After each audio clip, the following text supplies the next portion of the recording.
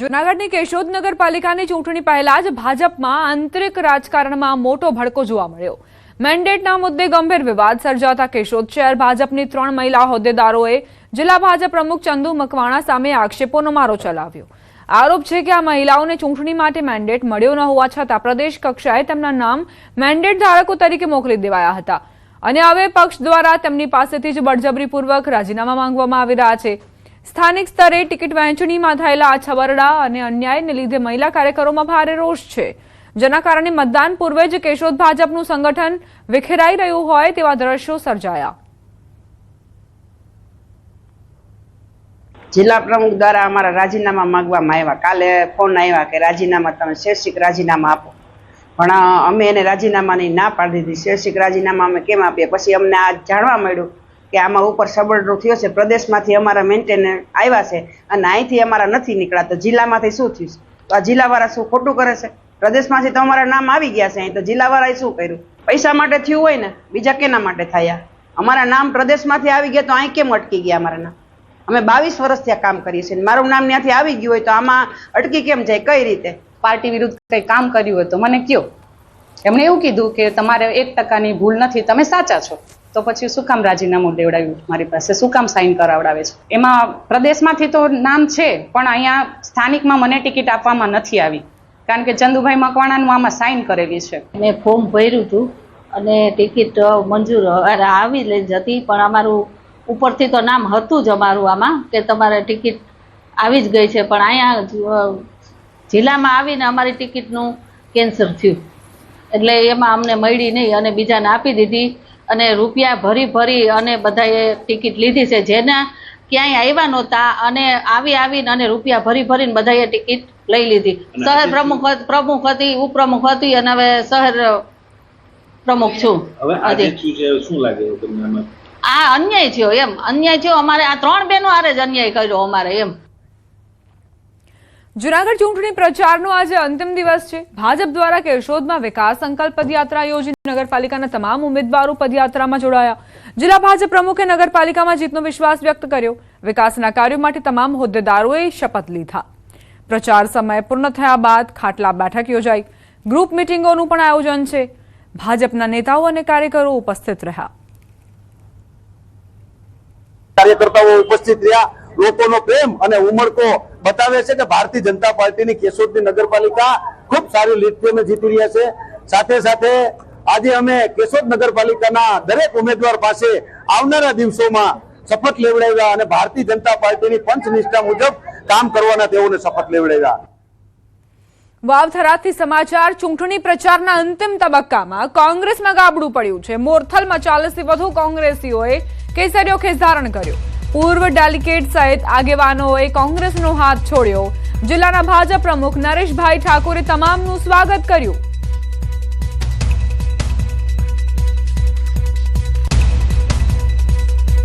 વાવથરાદ કોંગ્રેસનો અંતિમ દિવસે અંતિમ પ્રચારમાં ઉતર્યા કોંગ્રેસના દિગ્ગજ નેતાઓ। દિયોદરના ઝાડા ગામે કોંગ્રેસ રાષ્ટ્રીય સચિવ અને ઉત્તર ગુજરાતના પ્રભારી સુભાષિની યાદવ મેદાને ઉતર્યા। મહિલા ઉમેદવારોને પ્રાધાન્ય આપી સારી પેનલ પણ આપી છે। 2027ની લડાઈ આ સ્થાનિક સ્વરાજની ચૂંટણીથી શરૂ થઈ છે। ભાજપ દ્વારા આપ પોલીસ પ્રશાસનને કામે લગાડી અમારા ઉમેદવારોને તોડવાનું અને હટાવવાનું કામ કર્યું, છતાં અમે અડગ છીએ। સુભાષિની કોંગ્રેસ પાર્ટી આગામી સમયમાં જિલ્લા પંચાયત, મહાનગરપાલિકા અને પંચાયતમાં જીતશે તેવું નિવેદન આપ્યું। खाली बनासकांठा ही नहीं, पूरे गुजरात में हम लोग बहुत अच्छे से प्रदर्शन करने जा रहे हैं इस बार। और 2027 की ये लड़ाई इसी चुनाव से शुरू हो चुकी है।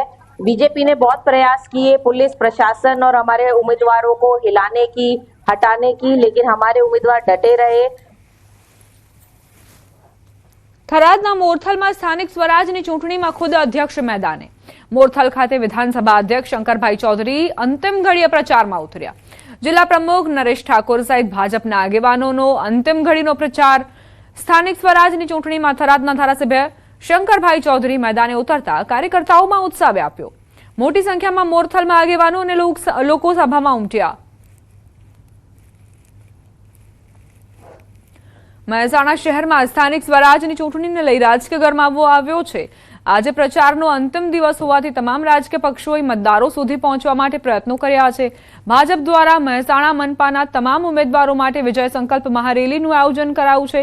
ભાજપના કુલ 52 ઉમેદવારો આ મહારેલીમાં જોડાયા છે, જે મહેસાણા નગરના વિવિધ વિસ્તારોમાં ફરીને મતદારોનો આશીર્વાદ માંગી રહ્યા છે. અંતિમ દિવસે ભાજપે પોતાની શક્તિ બતાવવા ભવ્ય આયોજન કર્યું છે. પ્રચારના અંતિમ દિવસે મહાનગરપાલિકાની સત્તા હાંસલ કરવા બંને પક્ષો દ્વારા એડી ચોટીનું જોર લગાવતા જોવા મળ્યા.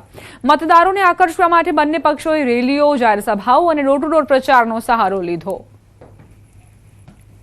આ સૂત્ર સાથે આખા દેશની અંદર અત્યારે ભગવો લહેરાઈ રહ્યો છે અને આપણા નરેન્દ્રભાઈ અને આપણા અમિતભાઈ આ બંને દેશની અંદર આતંકવાદ, નક્સલવાદ અને જે અવ્યવસ્થાઓ હતી એને સરહદોને સુરક્ષિત કરવાનું કામ છે. રાષ્ટ્રવાદ, રાષ્ટ્ર પ્રથમની ભાવના, વિરાસતનું સન્માન અને સાથે વિકાસ પણ લોકો સુધી પહોંચાડે છે. એના કારણે આજે ગુજરાતની અંદર કેવળ ને કેવળ કમળ કમળ કમળ ખીલી રહ્યું છે અને એ કમળના કારણે હજુ પણ આવતા સમયમાં ખૂબ મોટા વિકાસના પંથે ગુજરાત છે. ભાજપમાં સ્ટાર પ્રચાર મનોજ તિવારીએ સ્થાનિક સ્વરાજની ચૂંટણીમાં પ્રચાર કર્યો. અમરાઈવાડી વોર્ડમાં અભિનેતાએ રોડ શો કર્યો. રોડ શો મારફત અમરાઈવાડી વોર્ડના ભાજપના ઉમેદવાર માટે પ્રચાર કર્યો. મનોજ તિવારી સાથે અભિનેતા હિતુ કનોડિયા પણ જોવા મળ્યા. મનોજ તિવારીએ સ્થાનિક પ્રચારની ચૂંટણી પ્રચાર અંગે ન્યૂઝ 18 સાથે ખાસ વાત કરી. ગુજરાત સાથે 5 રાજ્યોના ચૂંટણી પ્રચારને અવસર મળ્યો. કોઈ પણ ચૂંટણી હોય, ભાજપ સાથે જનતા હોય છે તેવું નિવેદન આપ્યું. કોંગ્રેસ કોઈ રાજનીતિ કામ આવશે નહીં. ભાજપ 5 રાજ્યોમાં सरकार बनावशे तेवो पण दावो कर्यो.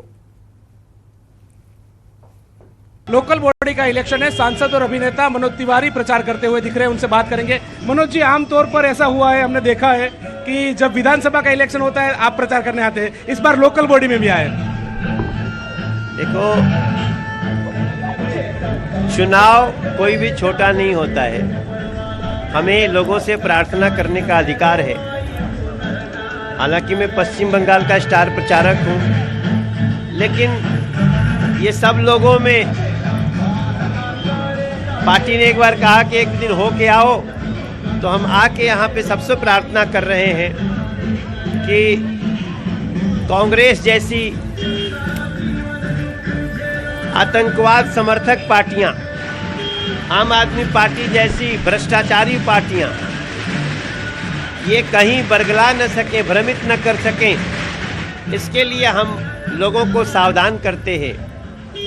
ये लोग जब से गुजरात की जनता ने इनको निकाला है, तब से इन लोगों ने पूरे देश में सनातन के विरुद्ध, ईमानदारी के विरुद्ध, अच्छे शासन के विरुद्ध और महिलाओं के विरुद्ध, आप देखो महिलाओं का आरक्षण भी नहीं होने दिया. तो इन लोगों के खिलाफ थोड़ा सा हम आए हैं. વડોદરાથી સમાચાર. વડોદરામાં આચાર સંહિતાનો ખુલ્લેઆમ ભંગ થયો છે. વોર્ડ નંબર 3 માં ભાજપની રેલીમાં આચાર સંહિતાનો ભંગ. રેલીમાં 40 થી વધુ યુવાનો ખુલ્લી તલવાર સાથે દેખાયા. ફતેગંજમાં ભગવાન ભરવાડ અને તેના સમર્થકોએ રેલી કાઢી અને તલવાર સાથે તેઓ દેખાયા. ચૂંટણીમાં ડરનો માહોલ ઉભો કરવાની કોશિશ થઈ રહી છે કે કેમ તે એક સવાલ છે. શું ચૂંટણી પંચ કડક એક્શન લેશે? શું તલવારો સાથે સ્વાગત કરનાર સામે પોલીસ કાર્યવાહી કરશે?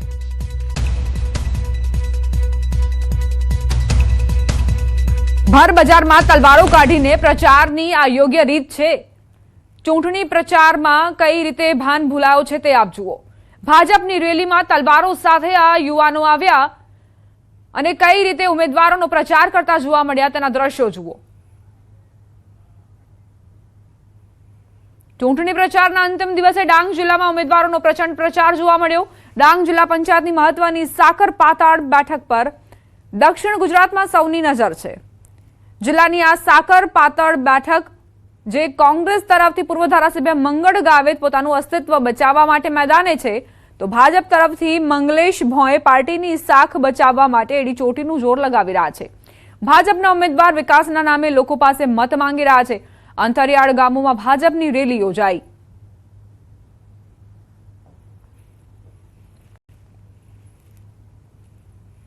પાતળ જિલ્લા પંચાયતની સીટ છે, તેમાં જંગી બહુમતીથી અમે આ સીટ અમે જીતવા જઈ રહ્યા છે. ત્યારે સાકરપાતળ જિલ્લા પંચાયતની સીટ એટલે મારી હોમ સીટ ગણાય અને તે સીટ પરથી મારી 38 વર્ષના રાજ્ય જે સમયગાળો ગયો એમાં પહેલી વખત મેં મારા પોતાની સીટ પરથી ઉમેદવારી